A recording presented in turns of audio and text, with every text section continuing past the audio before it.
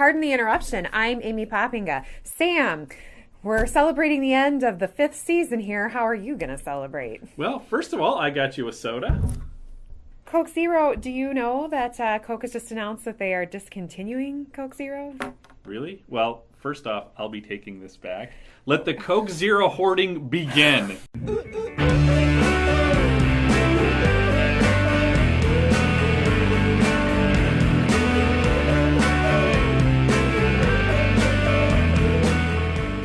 Welcome to PTI, boys and girls. I'm Sam Mulberry. Amy, we've made it to the last webisode. We're almost to the end. I think last webisode you and Chris talked about or the home stretch that we were on. Yeah. Now we're really on the home stretch. Well, I think last webisode, due to contract negotiations, I wasn't able to be a part of that. We're happy that we could re-sign you for the Supermax. Yeah, thank you very much here before the end. All right. So first off, Amy, after coming out of last webisode, we had students write on the discussion boards about their experiences with sort of thinking about questions of faith and science. What observations did you have taking a look at that? Well, I think there were definitely common themes and threads that emerged. Is that I think we're actually in a period of time where I think, especially as you enter into college, there is a need to sort of say, how do we balance these? Because nobody is going to make the argument that reason doesn't matter, or that which can be observed, that which can be proven doesn't matter. But yet at the same time, I think that most of the students expressed a appreciation for, and some, really talked about how for them the study of Unit 2 really did kind of in a way convict them about how dismissive we can be about that which cannot be observed and that which is miraculous. And people brought in comments about things they have observed in other cultures, if you've been on missions trips in other places where Christianity kind of manifests differently. And so I think that it's cool. It's cool to kind of see for all of us, I think, a point of conviction about saying how quickly do we dismiss that which can't be observed. And yet at the same time, also a couple students commenting on the need to be careful with how we think about the miraculous or that which can't be proven, because that can often mean, and it has historically, that people can be hurt in that process, and people can get godlike complexes, believing that they have the ear of God and others don't. So I liked to see the critical thinking. Absolutely. I was also thrilled that it was one long thread that people were engaging with each other. So, I mean, that was really great to see. I took heart by the fact that students, what they were saying, whether they explicitly pointed to it or just it was implicit in what they were saying, were really drawing on some of the arguments that we saw people like Galileo make, people like Pascal make, things like that. So that, because that really does show, I mean, that's the point of taking a class like this, is for lots of reasons, but it's equipping you to say, well, do I have some places that I can go, to help shape my opinions, my views? I thought that was really, really exciting. Always, whenever we get to Unit 3, and whenever I reread Galileo, which I'll just say, I had not encountered these readings until I was, now teaching CWC. And every time I read it, I just think, I can't wait till, my children are old enough that this can be something that we use to sort of talk about, I don't know, the role between faith and science in, in my kids' own, it's just, I'm struck by how contemporary sounding they are, and also just how heartfelt too. So we can see that this was not, people who were making discoveries that they knew were probably going to get them in significant trouble. If not, clearly, as we know, knew that it was going to be their lives on the line. I mean, their conviction still comes out of a place of a love for the church or a love for the faith.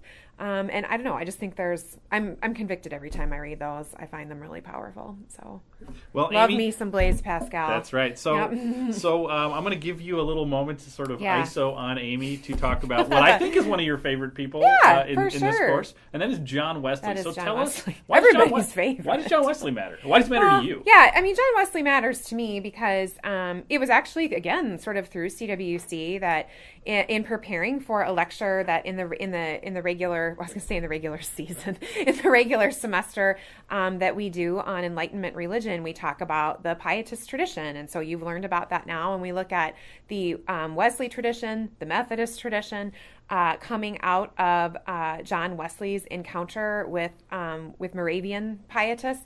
And really through reading that, and actually at a time in my own personal life where a little bit of searching as it related to church and thinking about what I wanted church to be and what kind of church I wanted my family to be involved in and invested in, just was sort of a little bit deep into some Wesley reading and looking at the history of the Methodist tradition. And I just found in it this, I I don't know, something that really spoke to my heart. My heart was strangely warmed. Just, that is our Wesley quote that kind of characterizes pietism. But the idea of saying, how do we remain rooted in tradition? As a historian, I tend to think we're too dismissive of tradition, and that we kind of think that what we're doing now is always better, and that there isn't much point in looking to the past.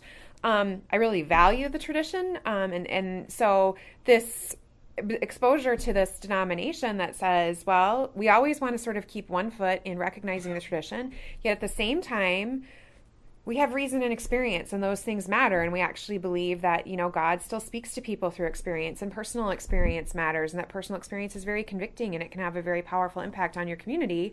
So we've got reason matters, experience matters, and then at the same time, what do we make sure that we are accountable to? We're accountable to Scripture.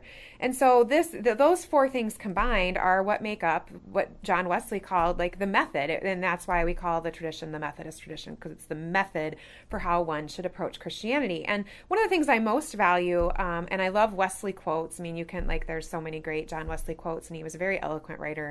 And but one of the things that Wesley talked about was sort of like, what we rage against, and his word wasn't rage, but what we rage against today, we're going to accept tomorrow. And kind of very forward thinking about the fact that because we actually study the past, because we study the tradition, have respect for it, we realize that we've been wrong sometimes, or there are things where we said, we will never do this, and we kind of put up opposition against it. And then through reason and experience, through greater scientific discovery, through greater just, improvement of humanity, we realize, we need to change our thoughts on that. We need to sort of meet the needs of the church, of the community, of, our society at the time. And so one of the, Methodism has a strong social justice history to it. And that's actually a big part of the work that my church does, is that we have a strong social justice arm, and social justice is really woven into a lot of the ethos of the church. And that's just been something, that kind of activist element is something that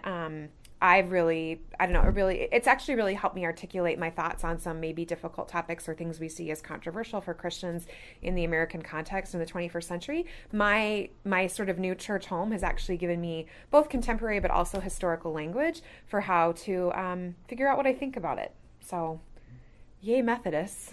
So... Well, one of my favorite things about teaching the summer CWC course is my history in CWC goes back as far as anybody teaching the course right now. And if we go back to the late 90s when I was a student TA and my first years teaching the course, we stretched the course. I mean, right now, face-to-face CWC ends around 1800. We used to go into the 20th century. And one of the fun things about the summer courses, we have the freedom to stretch back into the 19th, 20th That's century. Right. And it's bonus content. Yeah, and there's some things in there that really excite me that we get to talk about. Well, so what would you say that you're most glad that we brought back? Or can you pinpoint, most glad that we brought back? Or do you think there's anything still missing? Yeah, I would say there's two things that I'm thrilled to have back, which is I love the sort of Second Great Awakening, the early American revival. It's not just colonial revivals.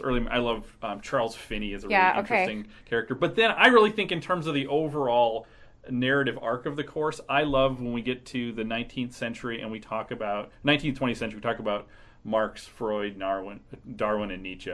Because I love the getting into the challenge of modernity, because the Enlightenment people seem so certain about things, and they're both using the tools of the Enlightenment, but they're also starting to pick at the edges and say, well, what if we keep playing this out? What if we push this to its full extent? I actually find those some of the most interesting thinkers. Some of their ideas are still really powerful today. Some of their ideas are questioned today. Some of those ideas are still out ahead of where we are today.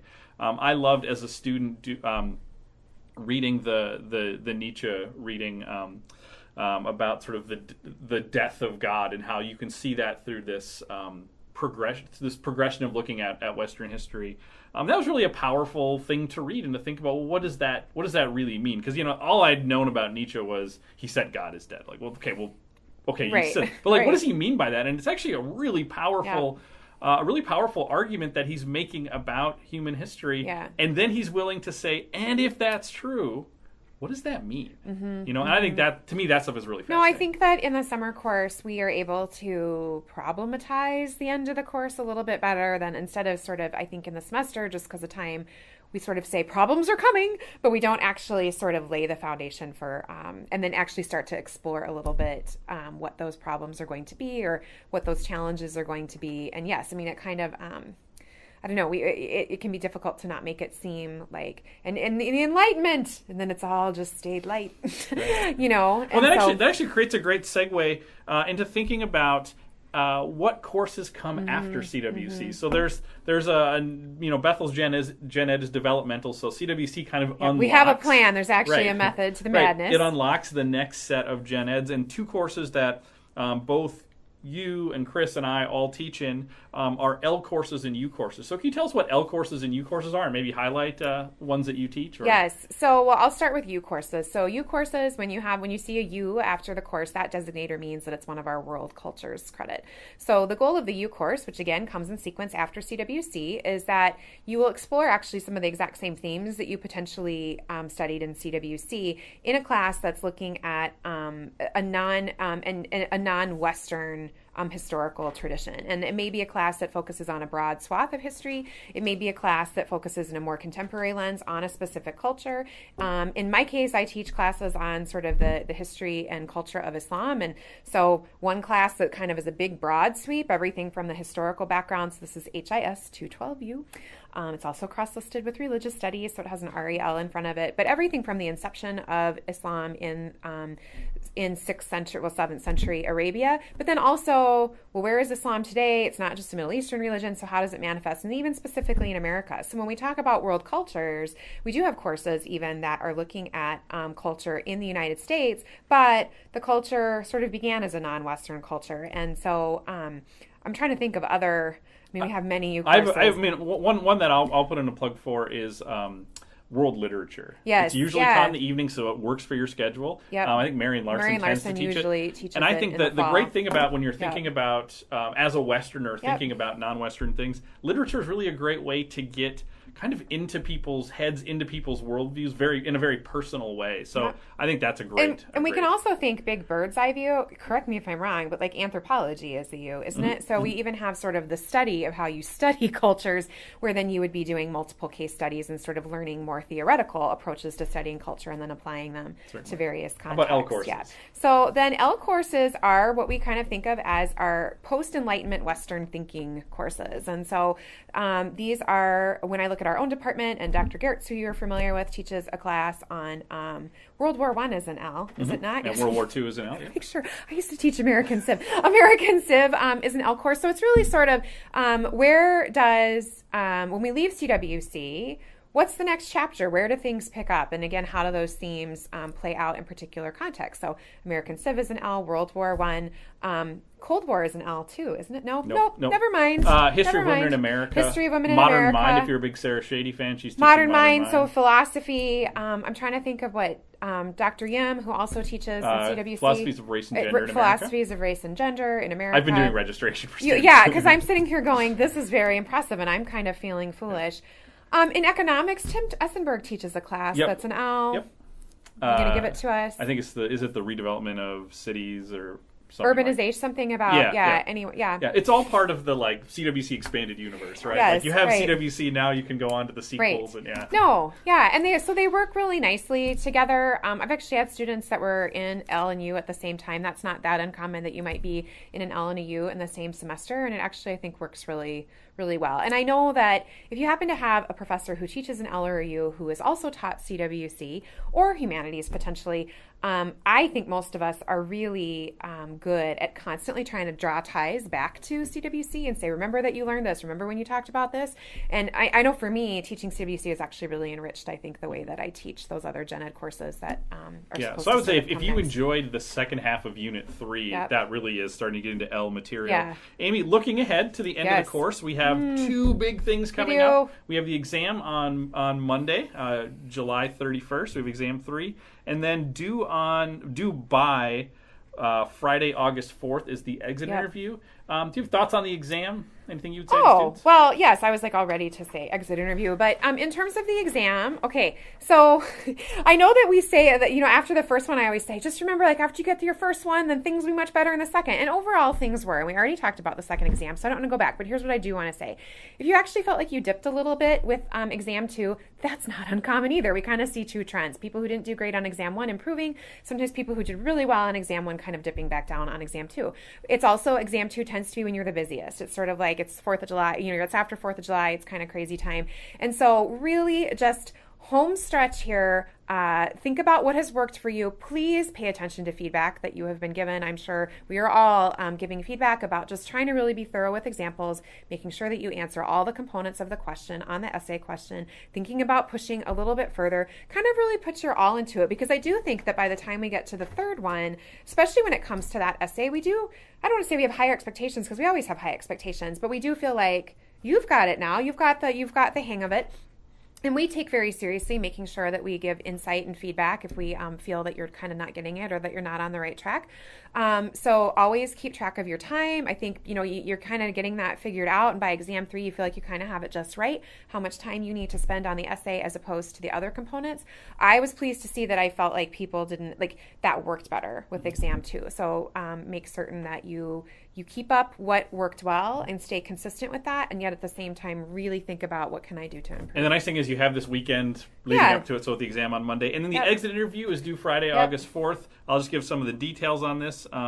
There's 5 questions. Each answer is about a 300-word answer. So if you think about, our daily essay assignments are 2 questions usually for 500 words. Please pay attention to word counts. Pay attention to word counts. That should give you a sense of, we want kind of pretty robust answers. 300 words is usually just over a page per question. When we say exit interview, it's not like at the end of a meal, rate your service score of 1 to 5. I mean, we are really looking for, this is your final opportunity to demonstrate content knowledge, to demonstrate critical thinking, to really engage with the questions, to make it a conversation, to really, kind of push your thoughts out further. So take it seriously. I guess that is something I just want to quick say is that I have noticed a little bit, I'm skimping on the word count. And so I always pay attention to that, at least, because there's always room.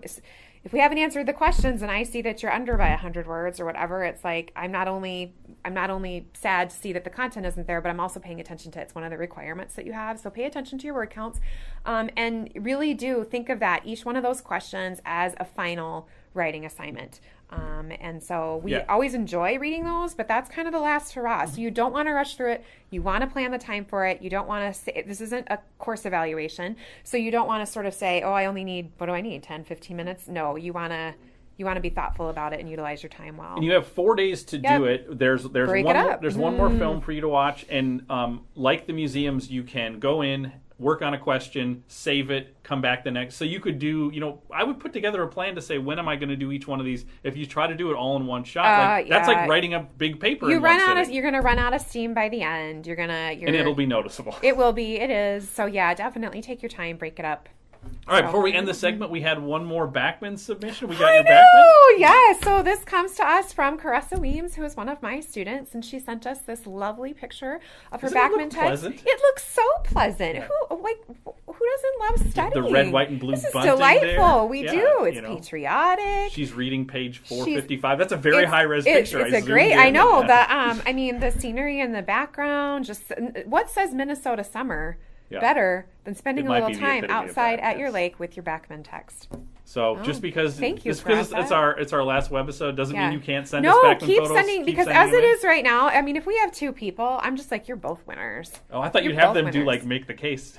No, I don't think so. I'm that, like, my expectations are that low that we'll get more, that I'm just like, you're the winners. So won't that be fun to come to campus in the fall and there's already like a candy bar in your PO or something, I don't know, more exciting. I love it. Perhaps. Well, we're going to be back in segment 2 for Chris and Amy in Food Chain. Oh, Food Chain. Here we are. Welcome back. We are going to play a vigorous, friendly, but yet civil, civil but serious and heated. game of food chain. This is a rematch. Getting hot in here. It's a rematch of Unit 1, if I recall. Now, I don't remember who won Unit 1, probably Amy, but this is my chance to come back. Amy, we've established you have a better sense of like spatial relationships, so I'll let you start. Okay, because that will sounds great. determine where we build from. All right, I want to say this is the most difficult unit to do food chain in, I think, just because you can go a million different directions. And let's just establish right now, much like when, I don't know, it's the Tour de France and it's really windy that day, it's going to affect the playing field. I just want to say that, like, the playing field will be affected by the fact that, like, we're going to make mistakes. I just want to put it out there. There's two... Well, maybe you are. Okay, fine. Whatever. Now, one thing we should make clear is, even though, as you just heard again in segment 1, Unit 3 does go a little bit into the 20th century. Yeah. With one exception, we are focused here on kind of up to 1800 or so. So we're not going too far into the modern era. Yes. Okay. I feel like in the past, I have always sort of discounted the role of science in the course a little bit. So I just... if you were watching during segment 1, I'm going to put up here Galileo. We also have been watching a program. Side note, we've been watching a program with my children starring famous physicist Neil deGrasse Tyson. We talked about this, I think. And anyway, one of the episodes actually focuses on Galileo and actually other important scientists who were finding themselves in hot water with the Catholic Church. And so I think that in terms of what Galileo does by affirming Copernicus's heliocentric theory, remembering that he did not invent the telescope, rather he uses the telescope to confirm that, the thoughtful way that he actually gives us a model for thinking about how do we regard Scripture in terms of where Scripture has a lot to say about certain topics like love, the way that we treat one another, and then where Scripture doesn't seem to have a whole lot to say about other types of topics in terms of the way that the universe works. And this eloquent and thoughtful writing that clearly demonstrates his love and respect for his faith tradition. And so I just think, and I mean, I don't know, I think that Galileo just serves as this, for me, he's sort of representative of this whole tension between faith and science, but then also coming here at the, post-Renaissance, the age of discovery, of looking at things, of experimenting with the world around you. So yes, so for me, this is the importance of science. Sure. Science. Yeah, Sam and I talked a lot about Galileo last time, so I won't say any more. I'll come back to another scientist later, but I want to do someone a little bit closer to our own time. Oh! Poppinga. Oh, wow! Now, Amy was not here last week, but I want to make clear, I mean, I don't know if students always realize the importance of what professors do beyond the classroom and their scholarship, but if you don't realize, Bethel is fairly unusual as an evangelical institution that actually does a lot with interfaith studies, interfaith engagement, dialogue, joint service with people of other religious traditions. And to underscore the significance of this, in some respects, this is kind of a theme going back all the way through Unit 2, right? How do Christians, Muslims, Jews, religious others relate to each other? We're in a time where it's probably never more important. So Pew Forum just came out yesterday with a really fascinating survey of Muslims in America and how they see themselves. But one of the other findings in there that kind of squares with others is that evangelical Christians tend to have a very suspicious view, shall we say, of Muslims. 2/3 of evangelicals in the survey said they don't think Muslims are part of the American mainstream. Now, whatever that means, we can debate. But even more importantly, 72% thought that Islam was antagonistic to democracy, as opposed to only like 40% of Americans broadly. So for whatever reasons, and these are historical, theological, cultural, whatever, the kind of Christians that we have the most in common with tend to be deeply suspicious of Muslims. And so I'm grateful for Amy, for people like Sarah Shady, Carrie Peffley, Marion Larson, others on our faculty who take their own faith seriously, but take equally seriously the need to be good neighbors to other people of other religions or no religion. So I just wanted to put that out there. Well, as we enter the 21st century and we think about how Christians relate to Western culture, this is actually a really big question. Wow. I win. Yeah, seriously. I'm going to vote for you this time. No, that is very kind. And I think that is really important. And that is, I think, one of the great things about Bethel is this is a campus that is supportive of that type of work. So students, if you are interested in that, either through your coursework or through activities types of things that we do here at Bethel. We're really actually growing. How do we better connect with those who aren't immediately represented on our campus, because we don't have Muslims here. So how do we reach out to them? So the next person I actually put was Newton. So see, I'm trying to break out of my box here a little bit, but again, and I think I go through this every summer. Oh, look. So why did that happen? Case made. Mic drop. What just happened? Yes. So the importance of gravitational pull and gravity and the understanding of that, and what's post-Newton? Who are we critiquing? I mentioned that I'm watching this program Genius that is about Albert Einstein and the ways in which that like Newton is still the hot topic at the beginning of the 20th century, and again we're still doing that crazy gravity thing. So we'll come keep back. It simple, but he'll show up on my list eventually. Oh, too, okay. but, We will. Okay. Well, I'm off today. I can already tell. Okay, that's all right. Okay, let's go in a different direction for my yes, number 4. This is, So Bartolome de las Casas. So las Casas, just to remind you, he's actually a conquistador originally. He's one of these Spaniards who goes to what Europeans think of as the New World. Not so much for God, but for glory and gold. Is a slaveholder, but he hears a sermon that changes. It's one of our conversion stories, and becomes a monk, a missionary, historian, a social reformer. Gives us a lot of what we know about about European mistreatment of the indigenous population, but also is an activist at the time and trying to convince powers that be back in Europe to change Christian treatment of these non-Christians. And so I wanted to put him up there, partly because I think that's a really important model, for how to Christian, again, think about how we relate to people of other faiths, but also how do we think about, he believes deeply in evangelism and the gospel. Yeah. He's thrilled about this encounter because it's a chance to shine the light in the darkness, right? But he also believes in justice, right? And in love of neighbor. And I think that's a really important witness for us. I also think it's really important for us as we think about the nature of the West to understand that the boundaries of the West are changing so dramatically. And in many ways, Latin America really is part of the West, or at least it's a border between the West and other civilizations. And certainly as we get into Unit 3, that's an important theme that you hopefully are picking up, that the West in some ways is very attractive to people. Just last week I wrote a blog post about a Chinese intellectual named Liu Xiaobo who died, who's a Nobel Peace Prize winner. And he wrote back in kind of the time of Tiananmen Square that in many ways the West is the hope of salvation for intellectuals like him. But he also came to the West and was really disillusioned by kind of this spiritual emptiness of it. And realize in many ways it's really this kind of false siren that draws people to it. And so the relationship between the West and non-West is kind of I mean just such a great example of how the people in CWC whose stories are those of transformation or of really like transformation and conviction, and then how they actually move it into action, and literally really are putting their lives on the line by doing so. No argument there, no argument here. So, and then I've chosen Mary Wollstonecraft. I really enjoyed reading the most recent museum assignments in terms of the number of students that I had who talked about Mary Wollstonecraft as somebody that you weren't familiar with, but yet were so impressed by and interested in, and looking at her argument for why women are people who possess reason and value and are and have the attribute of virtue.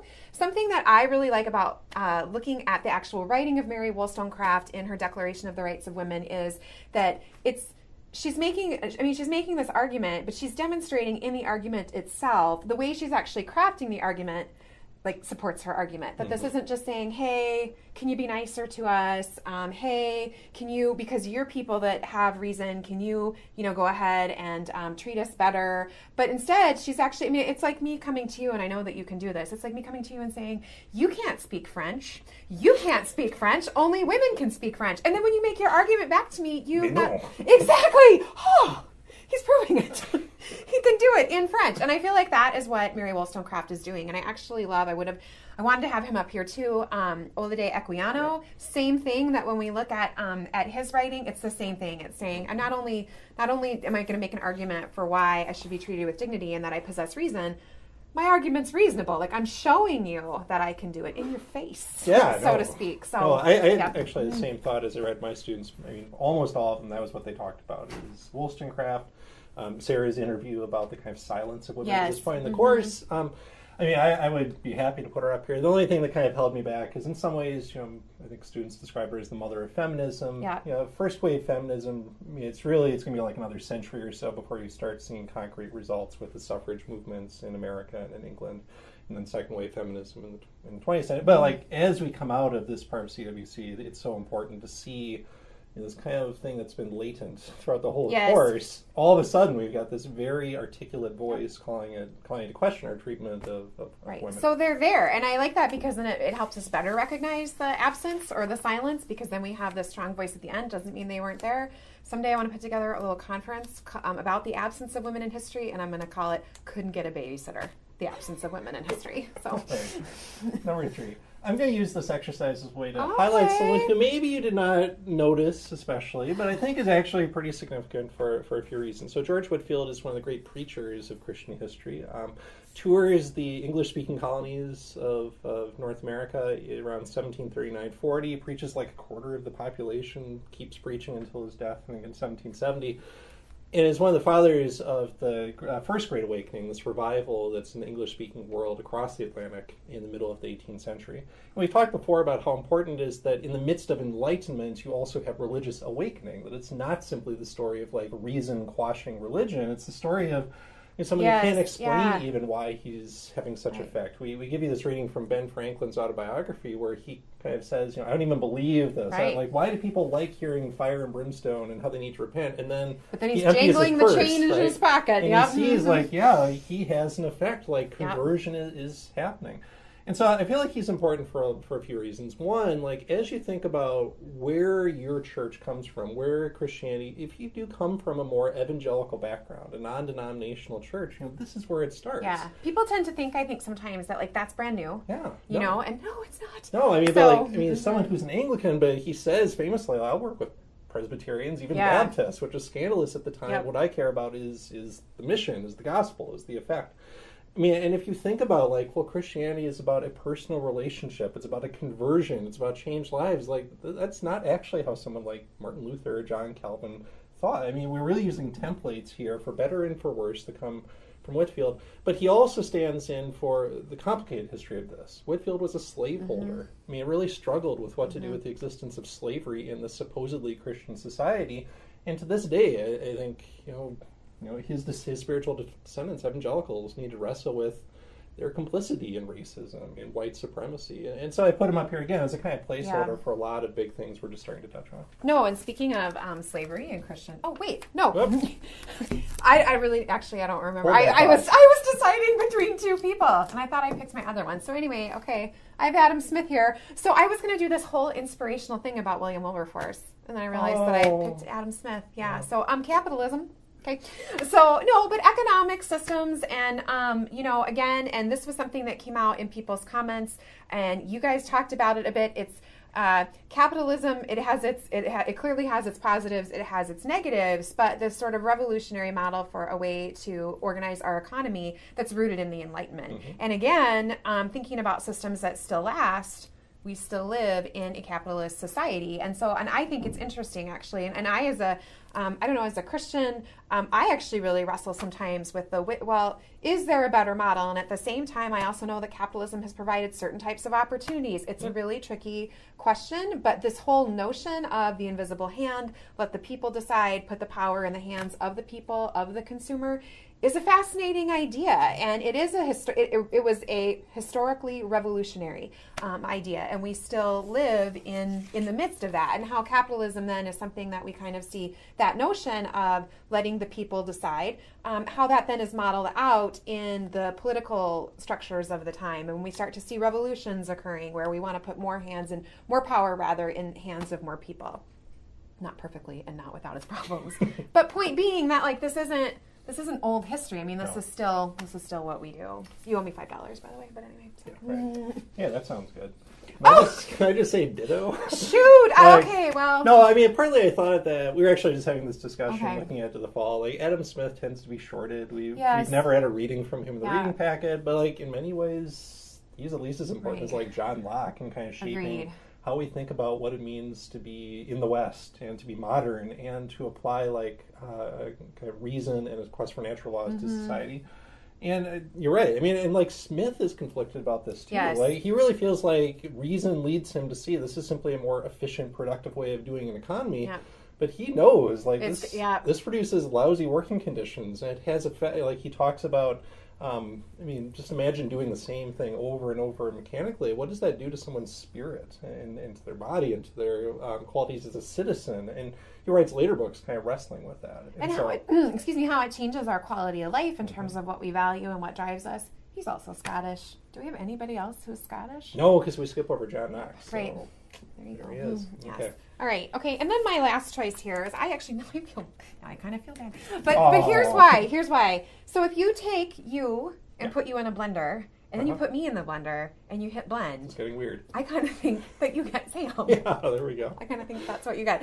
No, but just I think of like Sam's long tradition in this course, the fact that the three of us have this great friendship, and yet Sam is kind of like in the middle, like you and I are like the bread, and he's like the meat, or we've used a glue and out. Like anyway, this is getting weird. It's the last episode though. They can't say I'm gonna stop watching these. So, and the person who's been watching them a bunch, I bet you only watched this one 3 times.